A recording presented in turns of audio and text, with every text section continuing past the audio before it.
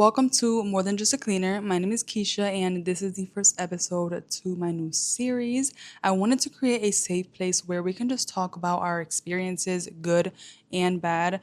As cleaners, we're usually put down. As service-based businesses, we're usually put down. People don't take us seriously, and it kind of ties into a lot of just being a woman. To be honest, I've went through things that makes me double think, and it's like, can I actually do this? Because people don't take women seriously. People don't take us as serious as they would take a man, and they kind of try to step all over us. We can get more into that in other episodes, but in this episode I just wanted to talk about a little bit of what I'm doing, how I got here, and share my story a little bit without putting any b-roll. I want this to be raw. I want this to be a space where I can literally just talk about anything however I want, minimize the cuts. So hopefully I can do this. It's my first video, so just bear with me. So I'm gonna start with my story, where I came from, how I grew up, where I am now, and where I am going. The crucial part that I think is really important, it kind of really affected me without me feeling like there's some things that I do and I know that it's because of that situation. So when I was 10, my mom passed from lung cancer, and I missed that piece of a mom on those crucial moments of being a teenager. At 10, I'm literally a baby, and I didn't really have that my mom figure after 10, which is insane. So that kind of molded me differently, and I notice it now that I'm older. I'm just missing a couple pieces that I know it's because of that. Things happen, like I have some really tough health anxiety from years and years and years that I've noticed, and every time it just gets in my head, I hyper focus on stuff. But then I think back to years ago where I'm literally hyper focusing on something else and I'm still here years later. So that's kind of something that I tie into that. It's like that health anxiety is crazy. I moved with my dad, and with my dad, it was a back and forth from going to Puerto Rico, living in Pennsylvania, back to Puerto Rico, back to Pennsylvania. So I have those two spots as my hometowns, but the main place that I would call my hometown is Puerto Rico. And it's because those are like the best moments that I have. I did not like living in Pennsylvania. The energy is just weird. The schools aren't great. There's a lot of bad stuff happening, at least in the area where we used to live. It's not a good place at all to raise children or anything like that. Puerto Rico, it just feels fresh over there. It feels that you can breathe. There's no pressure. There's a lot of stuff to do. You could go to the river that's down the road, or you can go to the mountain and just see horses going just in the nature. It's just more, you feel more free, is what I'm trying to say. We were back and forth from Puerto Rico to Pennsylvania, and that's something that took away the fear of moving. I can literally move anywhere, and I'm not attached to that place because of how I grew up. I was back and forth all the time. The time that I actually stayed in Puerto Rico was from 8th grade until I graduated. When I graduated, I went back to Pennsylvania, and I was only supposed to go for 2 weeks, but I ended up staying because I met my boyfriend, my 10-year-long boyfriend. We have a kid together. He is 9 years old. And before I got pregnant, I didn't know what I wanted to do. I decided to stay in Pennsylvania because of a boy I just met. And I went to work at Piercing Pagoda. I don't know if you guys know that place, but it's like a place in the center of the mall where you sell jewelry and you also pierce ears and nose. So I was doing that for a little bit. I went to beauty school for 9 months, literally just to learn how to do hair and work in a salon, because I did not know what I wanted to do. I didn't want to go to beauty school, but I didn't want to get into college without knowing exactly what I wanted to do and commit to a whole bunch of years in college doing something that I wasn't sure if I was even going to do. But the beauty school thing kind of went downhill too. Literally the day that I graduated, me and my boyfriend went to move up with his parents in New York, because in that time frame, his parents moved to New York. I was living with him. My dad was in PR. The only people that I had around were my brother and my cousin. But I met my boyfriend. I wanted to move in with him. And his parents left to New York. So we wanted to follow. And the day that we left was literally the day that I graduated. If you guys know about just licenses and stuff like that, I couldn't use my license for beauty school in New York because I only had it in Pennsylvania. So I couldn't work in a salon. I had in mind to retake the test in New York, but I had to do like a practical test. When in Pennsylvania, all I did was a written test, like on the computer. In New York, you have to do a practical one, like actually do hair, and the computer one. I did not want to do that because I didn't feel confident in what I was doing with like hair stuff. There was a lot of stuff that wasn't my like specialty, I guess, like perms and braids and stuff like that. So I got a little nervous and I just put it off. I didn't do anything with it. The times that I was in New York, I didn't have a job. And when I got a job, I went to Walmart.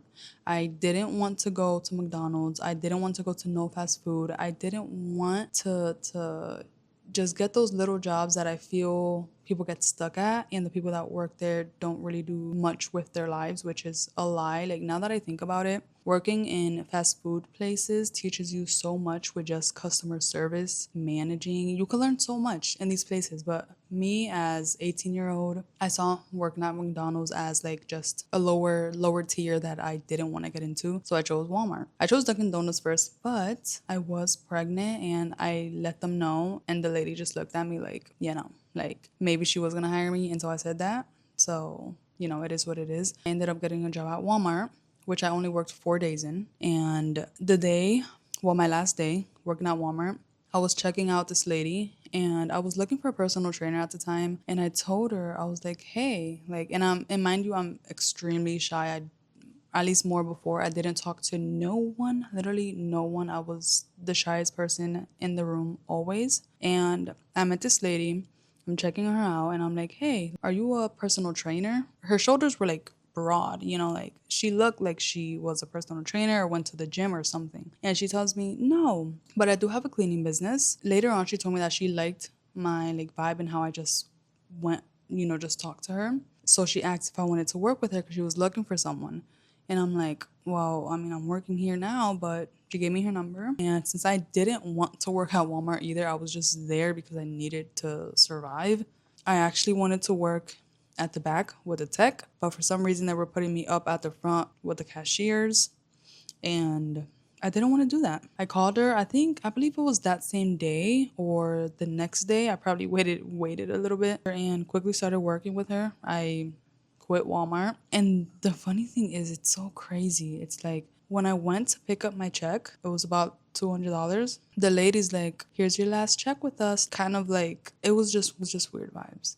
And I took it and I'm like, okay. By the time I started working with her, I was already 19. I had my son. He was almost 1 year old. So I started working with her. And in the beginning, it was late nights. Like, she would have me out there at 8 o'clock at night. We would start work at 8 a.m. and we would be out late. That was kind of an issue with when it came to, I have a son, I'm a mom. I kind of limited the time. We set it to finish at 4. So then that's when we started working from 8 to 4. I did that for about, I think it was until 2020. So I did that for a couple years. 2020 came around and we were still working. We weren't taking it serious, but then I got super sick and I felt like I had that. So I stopped working. I always had this thing of wanting something to do online. So I always had a YouTube channel. I always was learning how to grow online since the beginning, since before anything. That's when I started focusing on online stuff like my YouTube channel. I was basing it off fitness because I love everything that has to do with just health and fitness. It was going good until our apartment flooded. We had a basement apartment that flooded, so then we had to move into my boyfriend's parents' house again. This is where like the real growth starts happening, and we decide to move to Florida. My first place that I wanted to move was California. I always wanted to go to California. Why? I don't know, but I always wanted to go there and haven't been there yet. Maybe one day. We decided to go with Florida because my boyfriend has a sister she lives like an hour away from us. It kind of still ties family into our surroundings. California, there's literally no one. We moved to Florida in 2021. It's 2026. We're still here. When I first came, we were holding on to the stimulus checks. So that's how we were getting around. It comes to a point where you don't have nothing else There's nothing else, but you have no choice but to get a job. Our goal was to come over here away from family and focus on our family YouTube channel. But obviously that didn't work out. It's tough. It's tough to grow online, and it's tough to grow with things that it's like entertainment based. Like no one cares who you are unless you're showing value to them. So that didn't work out for us, and we had to get a job. Me, of course, I'm a cleaner. I'm a cleaner at heart. I am a cleaner. So I decided to get a job at Mary Maids. It's like a franchise cleaning business. So I lasted there for a couple months until I got into property management. And that's where the things started kind of, I was just all over the place. So I didn't know what I wanted to do. I didn't want to do cleaning. Before I got into the property management, I wanted to have my own little cleaning side hustle. Like instead of working for someone else, I wanted to work for myself and take all the cleaning money for myself. So and then I had more time to kind of put it into my online business. I always had that mentality of I want a job to really pay me good to buy my time back, and cleaning was the thing that did that for me. I found a couple of residential that I was doing one-time cleans for, but obviously you can't grow like that. Like the thing that you grow more is recurring cleans. And although I had a couple, I still didn't know, I didn't know what I was doing. I wasn't like, I didn't have no guidance with any of that. I wasn't thinking about it as a business. I was just thinking about it as how much money do I need to quit my job and make what I'm making now with my job, but instead with less cleanings because all the money's coming to me. So that was kind of my mindset with it. That worked until I got the property management job. Once I got into property management, I'm like, oh my goodness, I'm not going back to cleaning. Cleaning is exhausting. I can't do it forever. I am making good money here and it's working out. I'm like, this is it. Like, I'm going to stay here. I'm still going to focus on growing online. And I was doing that until something happened with the business. They were changing like owners. The owner, there was a lot of stuff that was going around that they wanted someone that knew more about the area, or they wanted a male because the guests just everyone listens more to guys than to girls. It was just a whole bunch of stuff thrown around that I didn't really understand, but I had to take it. In the times leading up to when they were going to tell me that they were going to lay me off, essentially, they were a little comments of just me going back to cleaning. Like them giving me houses to clean. I said it multiple times. I'm like, I am not cleaning. I'm not cleaning. I am not going back to cleaning. In property management, I was inspecting cleaners' work. I was getting into looking for cleaning businesses for the Airbnbs. I didn't get to that part yet. So I was just inspecting and texting the cleaners to come back and fix their work. That was literally what I was doing mainly. And I would go and talk to guests. I would deal with guest situations and stuff like that and help them out with stuff and renovations, painting little things. I was doing a lot for this property management job. They were a small company, so they were kind of having us do a lot of the little touch-up stuff to not have to pay bigger companies. And that's what I was doing for a little bit, for like 11 months. And then it came to the point where they ask, do you want your own cleaning business? What am I going to say to that? I said yes. Why? Not because I wanted the cleaning business, but more of because I knew that I was going to go back to a cleaning job. Why go back to a cleaning job when I could get all the money doing it myself? And a lot of it would come from just cleaning one property. One property, they were paying me $550, $365, $475. That's the amount that people make in a week. So of course I took it. The only thing was that at the beginning, it was dead. We only had 3 properties. We didn't want to get into anything else because we didn't want our focus to leave the cleaning business. So I started trying to figure out how to find my own clients. But then the property management that we were working with, they wanted to give us more houses. So in my brain, I'm like, okay, I don't need to look for anything right now. These people are giving us the houses. Let's stick with them. Let's grow with them. And that was the mentality in the beginning until things started to just get weird. And we still have that client to this day, but it's more like from afar. We're business partners, but like you can stay over there and I can stay over here type of thing because you need me, I need you. So that's kind of the relationship that we have right now. It's normal, but the vibe is weird. But we started getting more properties from them and we grew up to 15 properties. We started hiring quick after a couple months, and then we got into these deep cleans for the holidays. We did a whole bunch of, I think we did all the deep cleans for all their properties that they had. Horrible, horrible. Like the money's good, but we got a little greedy doing that. And my hands, my feet, they were just going numb. My wrists, they would hurt. Like every time I would try to do a push up, I couldn't because my hand, I couldn't have it bent because it was just the pain was horrible. Like I don't know if carpal tunnel does that go away? I don't know, but now it's better because I started learning I can't be a business owner and a cleaner and scale. Impossible. So we had an inspector, everything went good. And I'll get more into that property management in other videos because there's a lot to just talk about. It's crazy, like the things that we went through and how people treat you. But that's the whole point of this series, podcast, however you want to call it. I want to be able to just share everything and not care about, what people think. So we grew from 3 properties, literally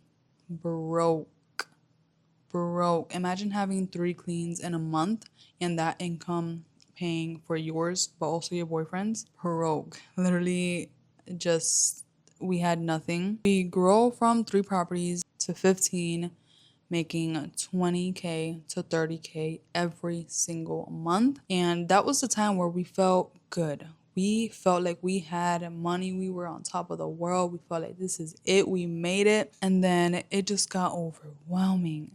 And the people that you're dealing with, clients, it became overwhelming. And there was a lot of opinions thrown around, like you can't do this because you're beginning and you can't act like you're already a big business owner. You still have to be in your business because you're small. When we had everything already like figured out, we knew we wanted an inspector.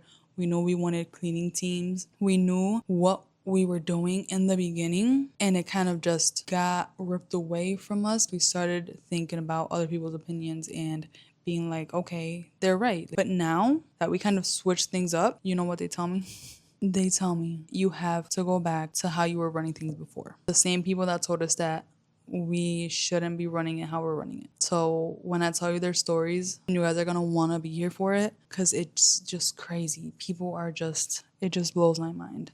Let's get into where I am now and where I'm going, right? Remember I said that I love the online space. I want to grow something online. This is my main thing. My main thing is online. The cleaning business is just that stability to give me my time back so I can grow what I actually want to grow. I tried growing with everything. I still have my cleaning business, by the way. But when it comes to online, I tried everything.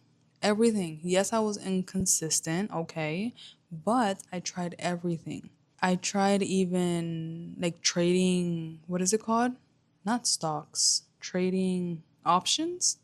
I forgot what it's called. But I did trading. I had a boutique. I did waxing. I did personal training, online personal training, and I bought a course for that. And that's when I made my first $1,000 online, by the way, from just one person. I got her in for 997 as her online personal trainer, which is crazy. I was literally like in the corner of my room when we first moved down here, and that was my first like big payment. Why didn't I continue it? I feel like fitness, I love it, but I get discouraged and just finding those clients is tough and it takes time. And I didn't understand it at that time. But I'm literally doing the same thing now, just a little bit different with cleaning business related things. There's a lot that goes into everything, but when it came to cleaning, I didn't want a cleaning business. Now I have a cleaning business that is like I'm on top of the world. I wanted something to get me out of that mindset, of that cleaning mindset. So when it came to online, I didn't want anything to do with cleaning. I didn't want to do cleaning videos. I didn't even want to do just normal, like clean with me, clean my kitchen, clean my bathroom. Like I didn't want to do anything of that sort. One day, I decided to get a course to teach me how people were actually making money online. And it's called DWA. I'm gonna link it down below for you guys actually, because this is a course, it's a resellable course. So I can resell it and get a commission off of it, like affiliate marketing. But when I first got it, I didn't feel genuine. Like I didn't feel like it was right to promote a course that hadn't worked for me. All I did was buy a course for $497. I watched the videos, yes. I implemented some things, yes. But it didn't help me make money yet. So I felt weird. I tried it. I tried to resell it with just the different ways that they like, hey, just use testimonials of people that are in the course that have made already money and talk about their experience, not yours, because obviously you haven't made money yet. But it still felt so weird. So I dropped it. I dropped the thought of reselling that course, but I was still going in it and still learning from it. I'm just little by little getting everything situated with online, trying different things online. And then I had the thought, I'm like, you know what? Let me just create a TikTok that has to do with helping girls start a cleaning business. And not so much just start it, but more of like sharing my journey with my own business and inspiring others, showing them income, income claims of how much they can make with a cleaning business. So that started getting traction quicker than I thought, but like it took long, but it was at the same time. Like, mind you, I tried to grow my personal TikTok for years. It's at 5,000 now. My cleaning business one, Digital Cleaning Academy, is at 12,000 now in like a year. From years of trying to grow my personal brand, I only get 5,000, but with this cleaning one, I get 12,000 in a year. It just blew my mind. And I said, this is it. This is it. Because when you find something that works, you have to stick with it and continue it and just leverage it. So what I was doing is like, how can I leverage this cleaning thing without having it be 100% cleaning, but still tie in some realness to it and inspire people to start it, but also bring in some online stuff. Like, literally, how can I bring my life into yours? And that's where Digital Cleaning Academy came in. So it's kind of like, okay, I started with selling digital products, showing people how to start a Airbnb cleaning business specifically. But I knew I wanted to create a course, and I knew I wanted to create something that can help you guys not just only start a cleaning business, but also make money online. I was going to promote the digital marketing course that just helped me get into all of this, but it was weird. I'm like, how am I teaching people how to start a cleaning business? But I'm selling them a course that helps them make money online. But if you blend the both, that's where it gets good. So with Digital Cleaning Academy, you learn how to start a cleaning business, or if you already have one, you either learn how to get Airbnb clients, you learn how to scale your cleaning business so you're not the one doing all the cleaning. Or if you want to do all the cleaning, that's great too, because just like me, it gave me my time back. But now I have employees that kind of really, it really gives me my time back. So with the course, I tied that reselling factor to it. So if you get the course and you're just a complete beginner, you can resell it and make 85% profit, which would essentially be 85% profit from $497, because that's how much the course cost. And all you have to do is share your journey. All you do is share your journey of starting a cleaning business. You see it all over TikTok and it's so fun. It grows like crazy. It feels like everyone is interested in starting a cleaning business. There's so many people trying to learn it. So why not have a course there ready for them to learn it? But also they could resell it and make money online too, just like I'm doing. I have my Airbnb cleaning business that I am not getting rid of, but I also have that online income that ties to it. Wow, I just share cleaning business stuff of something I do every single day online. It goes hand on hand. The idea in my head it was mind blowing. I'm like, oh my goodness, this isn't only just gonna help me, but it's gonna help so many others that are tired, Sometimes I wake up and I'm tired. Cleaning isn't easy. Cleaning isn't just a thing that's not easy. It's just being a cleaner in general, having people not take you serious, having people want to underpay just because you're charging more than what they make an hour. It gets exhausting. And Digital Cleaning Academy could be something that can change my life, can change your life. And this wasn't supposed to be a video that I tie that into, but that's just what I'm doing now. So I'm going to link it.